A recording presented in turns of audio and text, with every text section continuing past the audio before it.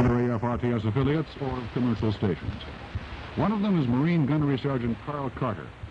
Here is his explanation of the mechanics of a tank. Well, we are subscribers to the Associated Press Wire Service, to the United Press International Wire Service. In addition, we have the Armed Forces Radio and Television Service feed from Washington, D.C. These are worldwide networks. This stuff is fed to us by radio teletype. Then when it comes here from these three sources, the wire services, then we compile this material, editing where necessary, making a story more brief than what it might already be, depending upon our needs for that particular story, or how much news we actually need to fill out our newscast. Television, it requires a little different preparation, whereas you need only a single copy as far as radio is concerned, and in television, we need duplicate copies. So many times this will entail rewriting a story in some instances. If a story is good as it is, perhaps we'll use it as it is.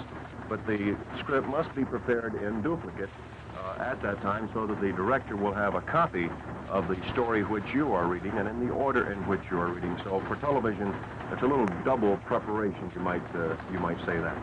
As far as the video portion of television is concerned, we need various audio or visual material to support these different newscasts. We have the photo slide service. We have, in addition to that, the motion picture film footage we get from ABC, we get from CBS. We have the videotape recordings that we lift from the Walter Cronkite show back in the States.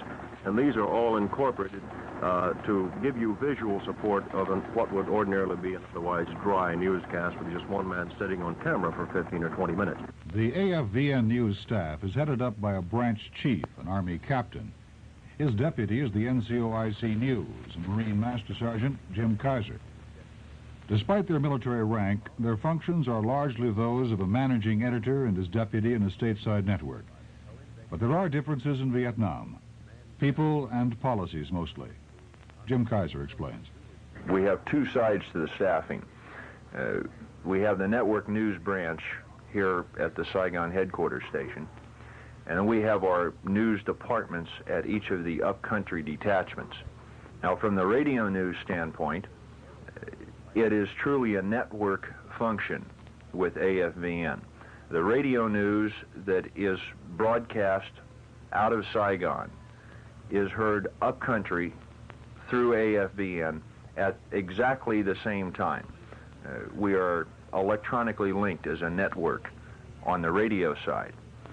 However, from the television standpoint, the television news that we put out here in Saigon is seen in the Saigon area.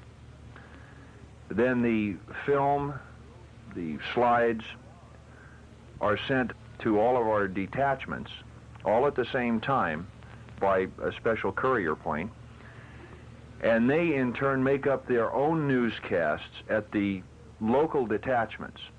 So they each have their own news department. Of course, the news policy for AFVN is very basically that the American servicemen here in Vietnam are entitled to the same news that the American public back in the States receives, and that the servicemen here should receive this news just as fast as possible, as close to the time that it actually happens as we can possibly do it.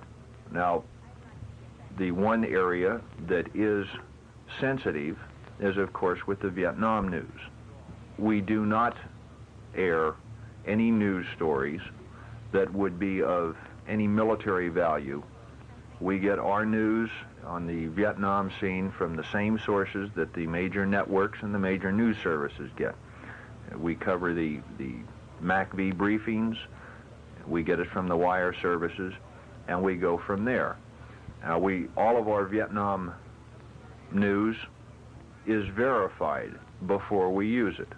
We don't use speculative stories, and we don't use hearsay type items. It has to be verified by a qualified and recognized reputable news source before we'll use it on the air.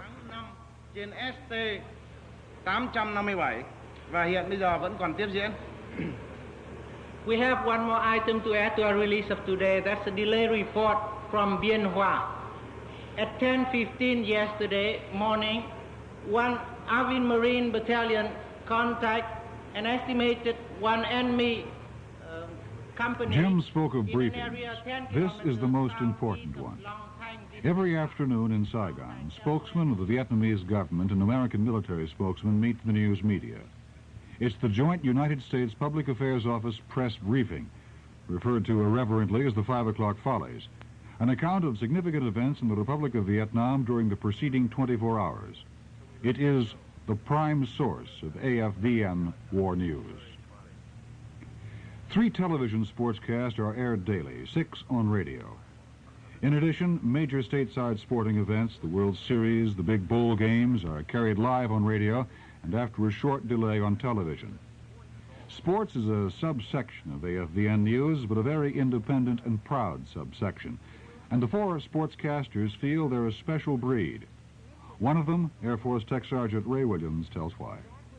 Sports is more on an upbeat type tempo in my estimation. You can be straightforward, but you don't have to be quite as serious in sports as you do in news. And it takes a person with a good background in sports, a good background, and I guess a feeling for sports. You have to like sports to be able to do it. If you don't like sports, you just can't really get it across to the people that here it is and throw it at them. You have to really say, look, I like it, I know you like it. News, sports, special coverage. The recently completed Apollo moon landing is a good example of special coverage. It was also a first for AFVN television. The events of Apollo were seen in Saigon and in many other parts of Vietnam the same day they occurred. Parenthetically, they were also seen in Thailand and at sea at Yankee Station. Army Sergeant First Class Bob MacArthur of AFVN News was the anchorman in Saigon for Apollo. Well, a lot of people and a lot of equipment were used to provide our up-to-the-minute coverage of the Apollo 11 moon landing. The pictures came to us from a very long chain that began with a satellite pickup in the Philippines, where there they made videotape copies right off the air. The Air Force Scatback Detachment from here made special daily flights to get these VTRs for us, and they'd be in the Philippines about the time the VTR was completed. They'd be airborne and back to Saigon and have the film at AFVN within, maybe 2.5 or 3 hours of the time the event actually occurred. Usually we wait at least a week to get our video or picture coverage of any event, but in this case we got it a lot faster, right there the same day. And once we had the VTR in our hands, it was a simple matter to provide an introduction and then show the tape, giving our viewers the fastest coverage possible for the Far East. We of AFVN are pretty proud of the Apollo coverage. On the whole, it went very well. But there were moments. Bob MacArthur again. For instance, the day of the moonwalk was a good example of a bad goof, because we expected the VTR before about 7 p.m. that evening, so we set 7 as the time to go on the air. What we didn't reckon on was the weather, and of course Tan Sanut was socked in with a bad rainstorm at that time. The plane carrying our VTR had to be rerouted to Cam Ranh Bay, and it's about a 45-minute flight. So we still figured the film would be here about 7:30 at the latest, so we made the decision to go ahead and go on the air and what we call fill time, just take up time, and explain a little background and perhaps show a couple of films for about half an hour. That tape didn't actually get to the station until 8 o'clock that evening. So from 7:30 to 8, I had to just sit there on camera and talk about whatever came into my head. I had no prepared script. All I had was the things that I had read and remembered about the entire Apollo 11 mission and some of the logistics behind it. So I sat there and tried to explain it all over and over and over and over again. Well, it came off okay, considering the circumstances, but sitting there in the television studio without the air conditioning, which was out, and those hot lights, and the entire staff, it seemed, was standing there in the control room, and I could see them through the glass, and everybody saying stretch and talk and yak, and What they didn't realize that I was slowly dehydrating under the lights and in that hot air without any water or anything to drink. And as I talked, I got to where I couldn't hardly talk anymore. The third AFVN network broadcasting component is television. Its chief is Army First Lieutenant George Lawrence. The TV branch at AFVN receives 40 hours of shows from the American Forces radio television service in Los Angeles. They are then packaged and shipped to the next upcountry station. We have 7 television outlets upcountry.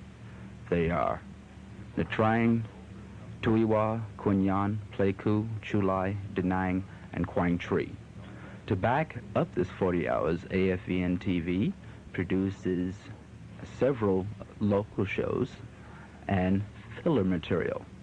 Local shows such as Nashville, Vietnam, Star Search, In Town Tonight, and Let's Speak Vietnamese, Poetry for People Who Don't Like Poetry, Insights, Information Specials, Interlude, The Circuit Riders, the last being a show to begin soon in cooperation with the McVie Chaplain's office. All these are put together in one daily program to give you, our audience, a professional television broadcast. 7, 6, snap your fingers. 5, 4, 3, 2, 1, go. Boom up, boom up. This is the TV control room at number 9 Hung Top 2. Its broad double windows look in on the main studio. There, a choral group from the 1st Infantry Division is videotaping a musical interlude. Program Director, Army Sergeant Dave Kramer, explains the action. Okay, go ahead, Troy. Watch, don't get the podium in there as you're going around. Okay. Going around. Remember to avoid the piano player, Spencer. Okay, Roger, you can set your focus if you haven't already done it. You've just heard the videotape man counting down for the director, so the director will know when to cue the talent and when to make an edit in the videotape. You will also hear the director telling his 2 cameramen on the floor how to move their cameras. One camera is a zoom lens, and he tells the cameraman to zoom in or to zoom out to bring the image closer or farther away. The director is looking at his 2 cameras in the control room through monitors. He can see just exactly what the 2 cameramen are doing. He also has one more monitor in there, which is a videotape monitor. He can see actually what the videotape man is recording. He also tells the cameraman to tilt, which is to move the camera up or down, or to truck, which is to move the camera across the floor. In the control room, sitting next to the director, is an audio man who cares about and handles sound reproduction, and a video man for picture quality. AFVN television does about 5 live productions per week. Okay, Arch, we'll play it back for us. That's AFVN as it begins its 8th year. Radio, news, TV. In this short presentation, we've slighted all the others who keep us in the air: supply, maintenance, administration. But all of us are the American Forces Vietnam Network. No, it's not true. One little woman never bargained for you. Lots of people talking, few of them know. Soul of a woman was created below.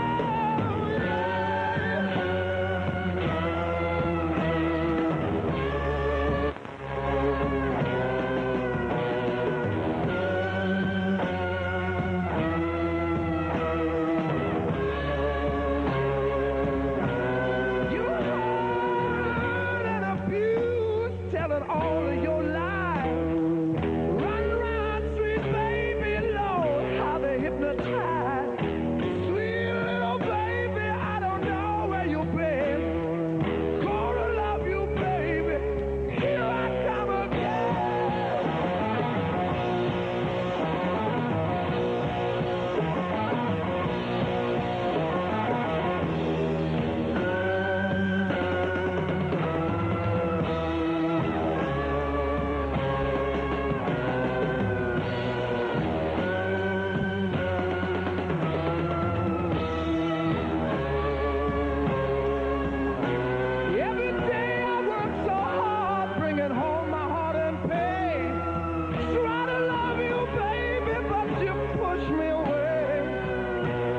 don't know where you're going, only know just where you've been. Sweet little baby, I want you upstairs.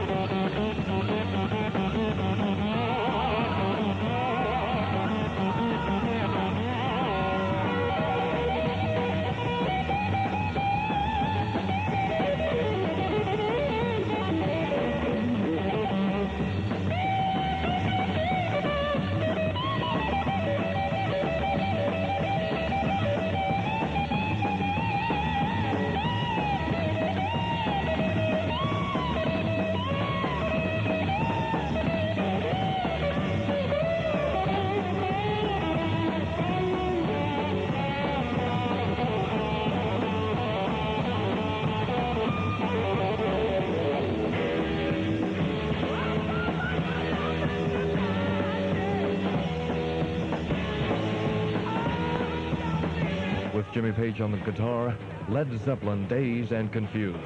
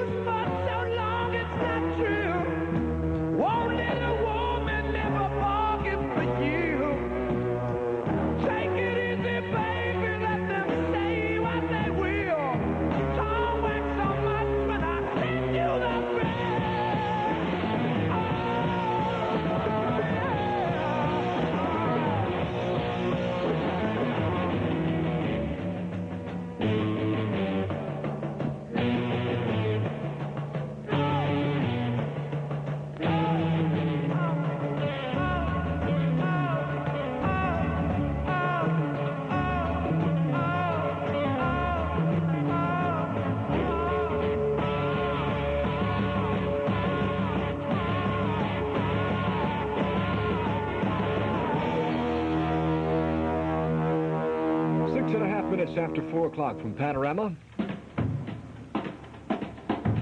And now we'll take a look at some temperature readings from stateside. The highest today was 112 in Blythe, California, the low 42 in Steamboat Springs, Colorado. Bismarck, 90 degrees, clear skies. Boston had 86 and cloudy. Buffalo, 87. Charleston, North Carolina, 78 degrees. The Windy City, 89 degrees, partly cloudy. Cincinnati had 89 and cloudy skies. Cleveland, 90 with clear skies. Denver, 89 and partly cloudy. Des Moines, 75 degrees. Detroit, 89 and clear skies. Fort Worth, 83 degrees and clear skies. Indianapolis, 89 and partly cloudy, and those are some temperatures. The weekend weather conditions from the world. Amateur. I spun around and was death with a long stick that whipped me across the face. Again and again, it crashed on my head, on my eyes, across my mouth. The strength leaked out of me, and I tripped headlong into a merry-go-round of huge black horses. Then I heard the door of the tomb slowly swinging shut.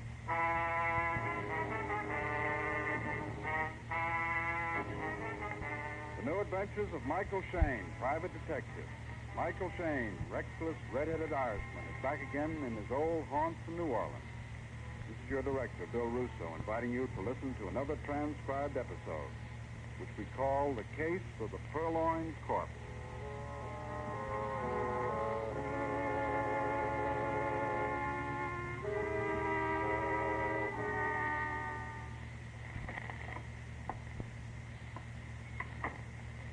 You're Mr. Shane, aren't you? The private detective? I guess you must have had that all figured out when you walked in here. Why the gun? He told me I'd need one. He told me with a man like you, it was the only way. Well, whatever gave him that idea? He said that was the only way I could persuade you to come with me. He must be quite a boy. Which head was he talking out of? I don't like your humor, Mr. Shane. I didn't come here to be entertained. Sure. Sure, shall we go? You mean you'll come with me? Just like this?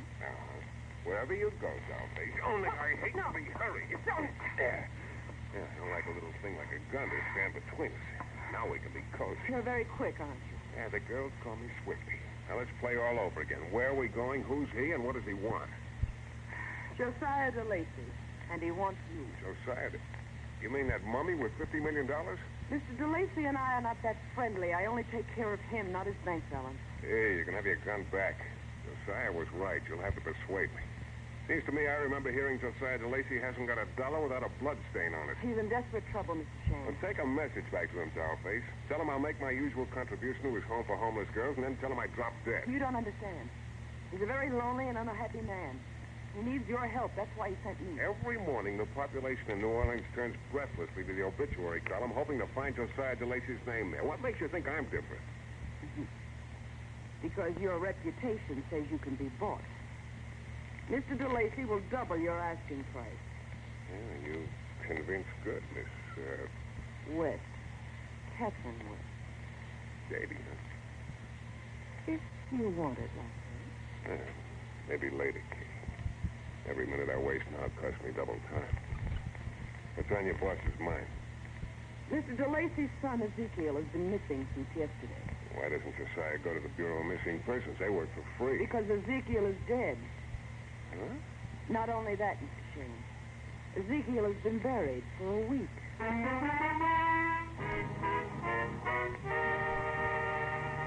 In a moment, we'll return to the new adventures of Michael Shane and the case of the Purloined Corpse.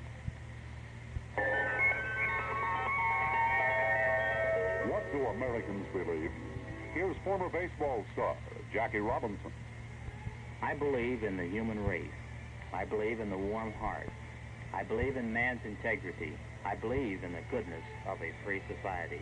And I believe that the society can remain good only as long as we are willing to fight for it and to fight against whatever imperfections may exist.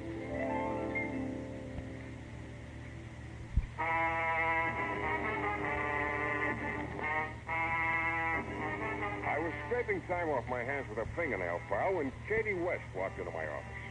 She was wearing an emerald green dress and a bright nickel revolver. On her, it looked like she'd just broken out of a sultan's dream.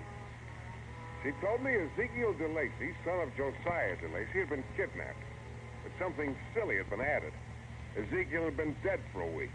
And in the cab on our way to the DeLacy mansion on Royal Street, she didn't quit surprising me. Why are you looking at me like that? I got a feeling about you, Katie, and it doesn't quite gel. Where do you fit in? How'd you latch on as DeLacy? Oh, didn't I tell you? Mr. DeLacy hired me a week ago. He had an idea he needed a nurse. How old does a man have to be to stop getting ideas? Look, I'm no Florence Nightingale, Mr. Shane. I'm a common laborer just like you. I breathe better when I'm around $50 million. Yeah. I can inhale it from here. You can stop right here, driver. Here you are, son. Go buy yourself an annuity. The DeLacy mansion was one big shadow, not quite a mile wide. It could have housed an assembly line where they turned pixies into ghosts. We rode up to the solarium on one of those staircase elevators. The top floor, we faced a wall of transparent glass. Through it, I could see a dried-up, tiny little man with a head like an ivory mask. Only it was carved with so many lines and wrinkles, it could have been an ivory prune. His body was wrapped in a heavy towel-like robe, and around his throat there were more towels. Through the glass roof and glass walls, a false light crashed in. The whole apartment was swimming in it. The figure of Josiah DeLacy sat in the middle like a grotesque plant swaying in an undersea world. Katie pushed a button, and the heavy glass door whished open, and I went in. Shut the door! Shut the door! What'd you expect me to do, seep in through the glass? That's like a drop in temperature. A minute fraction of a drop lessens my lifespan by a year. Why don't you light up a furnace and live in that? I thrive on heat. My food and drink.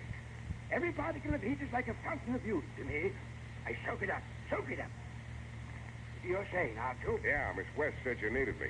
I do. You disgust me, Mr. Shane. What? You might as well know that now, but I need your help.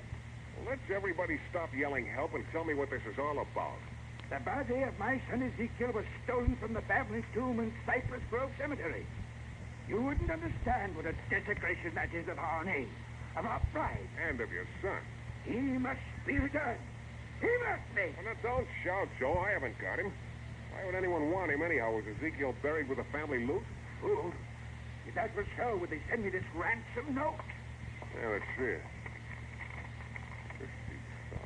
$50,000. Bring the ransom money to the cemetery at 2:30 in the morning on... Well, it's this morning. Look, my advice is... No one asked for your advice. Here's $20,000. Take it to the tomb and pretend to leave. But you will watch and apprehend the criminals and bring them to me. Well, how do you know you can trust me with all this money? I don't. But if you should be so stupid as to run off with it, I assure you there's always room for one more in Cypress Grove Cemetery. I do believe you have a point there, Joe. Just as a matter of curiosity, how old was your son? He was 70. And you outlived. And maybe he didn't understand about this heat thing. Well, I'll see what I can do to bring him back. It's a matter of pride.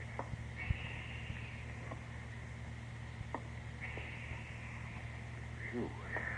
Boy. How'd you make out? Oh, keen. It's keen. I wheedled $20,000 out of Joe. Cover charge for my date with a zombie at Cypress Grove Cemetery. $20? Oh, Mike, you be careful, won't you? I'll try to be keen. I'll try. In this business, you got other people's troubles. You can never tell whose side you're on when you get your troubles secondhand.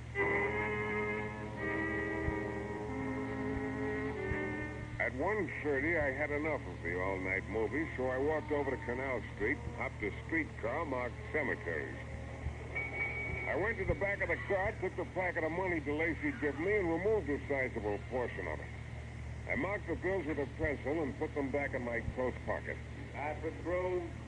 Cypress Grove. I got off the car and entered the cemetery.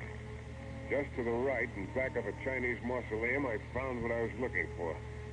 The door to the tomb was open. I went in. The coffin stood gaping and empty and disappointed. I kneeled to put the ransom money on the marble floor, and then I heard it. The sound of a cane or a thin club pushing through the air.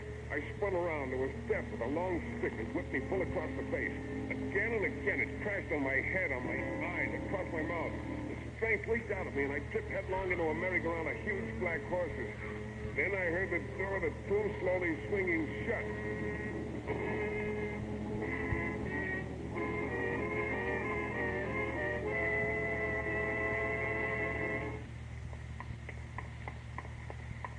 Michael. Come on, try, Michael. Try. I followed you. I frightened them away when they heard me coming. See who they were? No, it was too dark. The dogs. The ransom's gone. All right, get me out of here before you really have to bury me. She was strong, that girl. Strong enough to get me up and out of there and back to my apartment. She kissed me goodnight with a smile, and then she went away. It was a million years later when the noise got inside of me and kept growing and growing until I was one big noise all over. Yeah. I don't know. Some days it's very hard to tell. Very hard. This is Cleo Dosey of the Josiah DeLacy Sanctuary for Homeless Girls. Can you come down here right away? You want a testimonial? I think homeless girls are the best because they're... This concerns murder. Murder and Ezekiel DeLacy. When I got to the Josiah DeLacy Sanctuary for Girls, I was amazed at the frivolity of the building. It was like a charming and graceful old French lady doing a discreet version of a can-can. From somewhere within the house, a music box was playing an old tune. I crossed the courtyard and entered the building. 60 or 70 years ago, a ladylike girl had a dream of what her home would look like. This was it. Standing in the middle of the room was a distinguished-looking woman dressed in black and carrying a cane. Mr. Shane. I bow. I'm Cleo Dosey. It's an honor, Miss Cleo. Oh, yes, Lovely place you have here. well, thank you. We think so. Well, it's so quiet. Are the guests at work or at play? Yes. Oh, would you care to meet them? Well, if it's not too much trouble. Oh, not at all. Penelope? Penelope? Yes, Bill? Mr. Shane is here. He'd like to meet you. Oh, I do want to see that young man. Penelope, this is Michael Shane. Oh, how nice. How do you do? Mr. Shane wanted to meet the inmate of the Josiah DeLacy Sanctuary for Girls. This is my sister Penelope, Mr. Shane. We are the girls. You mean just the two of you? Just the two of us. Oh, I'm sorry to disappoint you. I'm not disappointed, Mr. Finn. I couldn't be more delighted. You may leave now, Penelope. Must I, Cleo? Yes. Oh, you have all the fun. Please come again, Mr. Shane. It's rare that we have gentlemen calling on us. Well, that's their misfortune. Oh, Cleo, it makes me feel all fluttery, as if there was a little bird beating its wings against my heart. Really, Penelope. Goodbye, Mr. Shane. Bye. If I were 40 years older, I think I could feel the little bird, too. Many young gentlemen did. Mr. Feen, on the phone you said something about a murder in Ezekiel DeLacy. May we talk about that? Mr. Shane, Ezekiel DeLacy is not dead. Shall I go out and come back in again? The smell of old roses does something to my hearing. No, you heard me correctly. The body that was laid to rest in the DeLacy mausoleum was not Ezekiel's. Then whose was it? Would you care to see? Please follow me. You'll find this most interesting. She led me upstairs and into a darkened chapel-like room. There was a pungent odor of incense. Huge Spanish candelabra stood in the four corners and cast a ghostly, wavering light over a body that lay on a raised platform. It was the body of a man who had accepted death much against his will. You didn't have to be a detective to see the reason why. Right in the middle of his forehead was a neat little hole. Neat, like in bullets.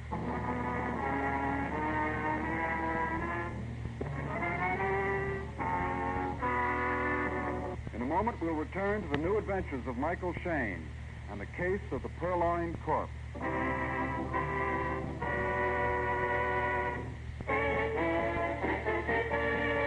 Fish gotta scream, birds gotta fly, but I walk to the DX for all kinds of things that I have to buy. BX. I didn't even know he could drive one of those foreign cars. A handshake instead of a kiss. Wrong mouthwash. I didn't buy her anything at the BX.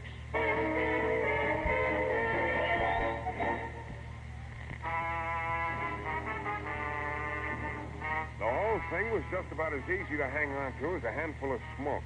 There was a girl in it named Katie who could light candles in your brain. There was also Josiah DeLacy, an old man who might have told me some big lies.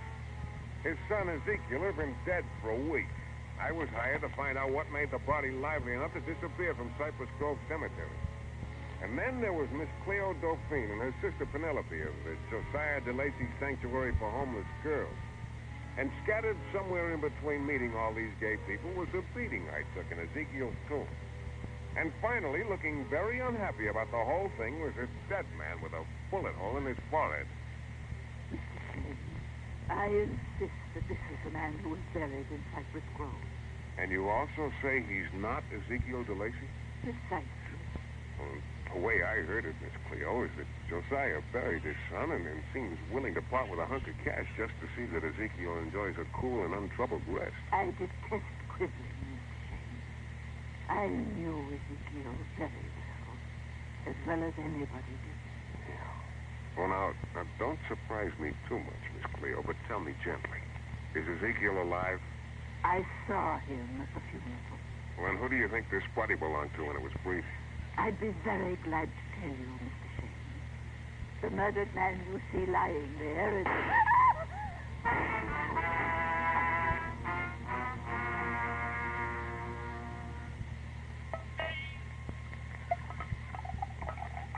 Here, Shane. Drink this. Where am I? Ooh.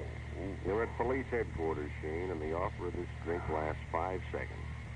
After that, it gets donated back to the police department, namely me. Yeah, you're so good to me, Lafitte.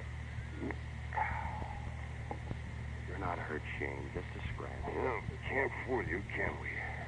Find the body? We found Cleo Dauphine. Yeah, I figured you would. Why else would you be an inspector? Only I'm talking about the murdered body. Cleo Dauphine was dead, shot 4 times. No weapon and evidence. We may not be as smart as you, Shane, but we call that a murdered body. What do you call it? I'm talking about the one that was stolen from the tomb. Look, maybe you're hurt worse than I thought. The department don't expect us to know more than first aid. But my brother-in-law is a nifty psychiatrist. Oh, forget it. What about Penelope? Which Penelope? Cleo's sister, wasn't she there? What were you doing down there anyway? What possible interest could you have in the DeLacy Sanctuary for Homeless Girls? Huh? Just social work. I feel everyone should do his bit.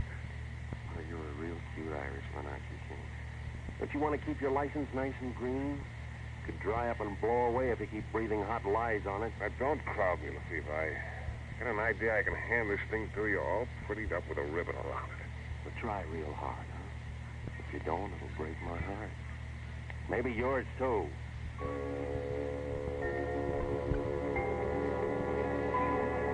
When I got out of there, the fog had rolled in from the Gulf, gathered up some fresh water mist out of Lake Pontchartrain, then clumped down Market Street as heavy and definite as an elephant's foot.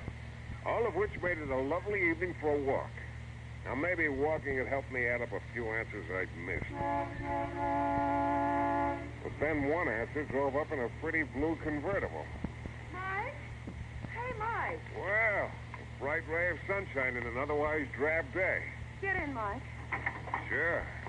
Honest Joe DeLacy fix you up with this hot rod? Mike, what's happened to you? You just vanished. I've been looking every place for you. Glad you were, doll child. I want to check a few things with you. Now, look, when you came to my office, you told me Ezekiel DeLacy had been dead for a week. You sure of that? Of course I'm sure. Ezekiel DeLacy died a day before his father hired me as a private news. But you don't really know if he was dead or not. I saw Ezekiel buried, Mike. I attended the funeral with his father, Josiah. How many other people saw him? Mr. DeLacy and I were the only ones at the funeral. You know how much people hate that family. Well, then you never saw Ezekiel except as a corpse. No, how could I? Don't let it worry you, Katie. But I do worry, Mike. Oh. I do. About you, Mike. Why, Katie, you're talking about the man I love. Hey, why are we stopping? We're out of gas. Come here. What can I do?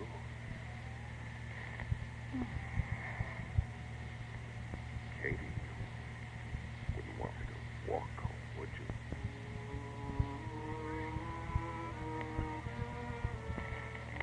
After a while, after the fog went back to where it came from, Katie drove me to my apartment. I gave her back the same kind of look she gave me, whatever kind that was, bitter of fond and painful farewell. Walking down the hall to my room, I couldn't quite make out whether the after image of her perfume still stuck with me or whether one of the other tenants was going on a binge of old roses. It didn't really start worrying me until I saw a light slanting through the bottom of the door. Oh, Mr. Sheen. Miss Penelope, how'd you get in here? Oh, just like they do in the movies, Mr. Shane. I told the clerk I was your sister. It seems to work every time. I'm delighted. Oh, this is so exciting. Cleo will be furious when she finds out I've been talking to you alone. Cleo, But I'm sure there are some things you'd like to know. Just ask me. Yeah. Tell me about yourself, Miss Penelope, and about your sister, Miss Cleo. Oh, there's nothing to tell about me. But Cleo now, her story is so exciting and romantic and sad, like a novel. Tell me about it. Promise you won't tell Cleo? I promise. Well, 50 years ago, Cleo was hired by Josiah DeLacy as a nurse companion. Then one day he found her in the garden with his son, Ezekiel. Oh, there, I said it. I blush. Yes. Josiah found her in the garden with his son Ezekiel alone. You see, it was Josiah and Cleo who were in love. Well, what did Josiah do? As punishment, he built the home and forced Cleo and me to live there. Did you know Josiah? Oh, yes, I often visited him and Cleo. How long has it been since you've seen him? I haven't set eyes on him from the day he'd put us in the house Until the funeral. Until the funeral. We found a hiding place and we watched. Oh, Mr. Shane, what have you made me say? Oh, Cleo will be very angry when she finds out what I've told her. She won't find out, Miss Penelope. I'd better be leaving now, Mr. Shane. I don't want Cleo to find me alone with the gentleman in his room. But it was costly of you to understand. And Mr. Shane. Yes? Do be careful. I'm afraid for you, Mr. Shane.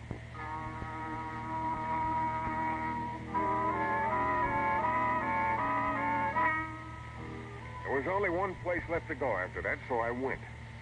Katie answered my knock and let me in. She looked swooningly at me, but I wasn't in the mood. I told her to wait for me outside in the car. As I approached the glass wall of the solarium, I could see Josiah sitting there exactly as he'd sat the first time I saw him. I took a last gasp of air, opened the door.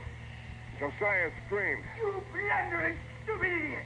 Get out of here! I'm taking a poll, Mr. DeLacy. Where do you think your son Ezekiel is? I hired you to find out. But I failed. I failed miserably. Exactly. Now get out of here. But I couldn't live with myself without knowing. Poison is always a good way out, Shane. Or you could jump right from here. I could enjoy that. And your homeless girl, Cleo Dauphine, she's been murdered. Did you know that? Serves her right. She always likes to meddle. Yeah, and whoever killed her tried to murder me. That's twice on the same case. I'm Irish and superstitious and scared. The third time might take. Now, where is your son Ezekiel, Mr. DeLacy? What makes you think I know? That gun you just took out of your pocket helps me know. Could be the same one that killed Cleo before she could tell me whose body was in her house. It is the same gun, Shane. Well, who'd you get to pull the trigger for you, nurse? I told you he gives me strength. It's quite warm in here now. Yeah, even I can feel it. I lose you, kid tongue. I know everything about you. Now, don't exert yourself, Pappy. Believe me, it will take no exertion to kill you. You want to know where Ezekiel is? I tell you. No, I'll tell you. You're Ezekiel, aren't you? You killed your old man. And it was Cleo who sent you that ransom note. Yes, Cleo or Penelope. They were the only ones who could have possibly known that it was my father who was buried, and not I. Only you figured that out too late, after you hired me. So you shot Cleo while I was talking to her. I'll outlive all of you. Oh, 1,000 wouldn't even get you one on that, Zeke. Yes. I killed Cleo. And now I'll kill you, Shane. Now, take it easy. This won't look good on your record. Take it easy.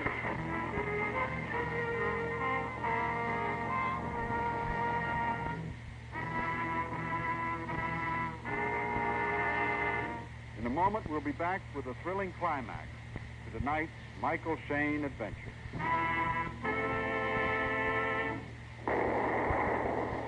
At 3:30 on an April morning in 1861, Confederate soldier Roger Pryor was ordered to fire on Fort Sumter. "I could not fire the first gun of the war," said Pryor, and so it was fired by Captain James.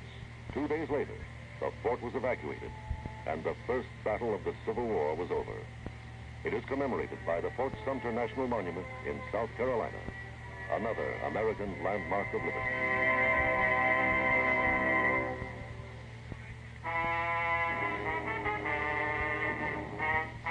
The bullets that pierced the glass punched 2 holes in the old man's body. They did another thing. They set up a vibration that collapsed the wall of the solarium.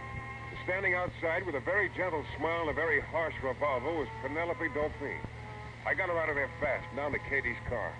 When I told Katie what had happened, she sat there and stared, her vision of $50 million ripped apart by all those jagged edges. Are you sure Ezekiel's dead, Mike? Yeah, I'm sure, Doc. He's quite dead. I followed you here. I told you it would be better if you had someone to take care of you. Yeah, the hot blood of youth, Miss Penelope. I apologize. And I'm glad you found out that he was really Ezekiel. I was listening. I couldn't have told you that, Mr. Shayne. I gave Cleo my word of honor I wouldn't tell anybody that. But maybe you wouldn't mind telling me why Ezekiel killed his father. Because he hated him. He thought Josiah would never die. Ezekiel wanted his inheritance. He was getting very impatient, I imagine.